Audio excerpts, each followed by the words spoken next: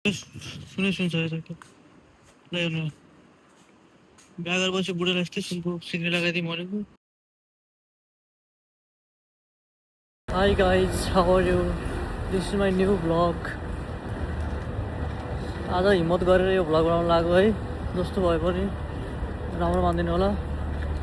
म चाहिँ अहिले दुबई छु, दुबई भन्दा पनि आबुधाबीमा बस्छु। दुबई बस्थेँ, अहिले आबुधाबी पठाएको थियो कम्पनीले 10 दिनको लागि, त्यही भएर यही छु।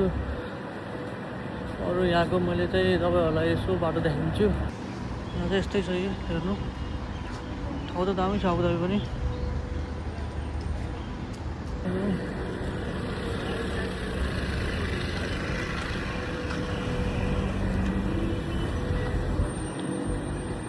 यस्तरी गाडी आइदिन्छ, रोकिनु पर्छ, त्यो भएर क्यामेरामा हेर्नु पाउँदैन, त्यो भएर यताउता नि हेर्नु पर्छ। ठोकिदियो भने अनि अर्को लफडा हुन्छ, अलि खाली मेरो बिल्डिङ चाहिँ उतै हो, लुकास भन्नेको बिल्डिङ छ नि, लुकास भन्ने बिल्डिङ, त्यही बिल्डिङमा बस्छु म चाहिँ। अनि यहाँको चाहिँ भ्यू चाहिँ यही हो। बस्नलाई त सही छ ठाउँ, तर दुबई दामी छ, दुबई सही थियो। तर कहिले दुबई जानु मन लाग्छ, दुबई जाने आवश्यक काम छैन खासै, कम्पनीसित कुरा गरेर छु। रोड क्रस हुँदै बिल्डिङ आयो, मेरो बिल्डिङ यही हो। अगाडि छ लुकास लेखेको, सुन्नै सुन छ पुरै। सुन किन्न त्यस्तै हो, सुनको बिल्डिङमा त बसिएको छ, सुन पसल भएको बिल्डिङमा चाहिँ लुकास भन्ने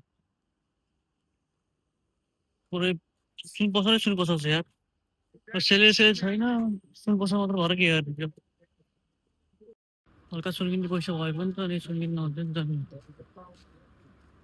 सुन किन्ने पैसा छैन, कहाँ लिएर आउने पैसा अनि, होइन गाइज। सुनै सुन्छ हेर्नु, बिहा गरेपछि बुढालाई यस्तै सुनको सिक्री लगाइदिउँ भनेको, स्यालेरी छैन। अझ मेरो लिफ्ट हो,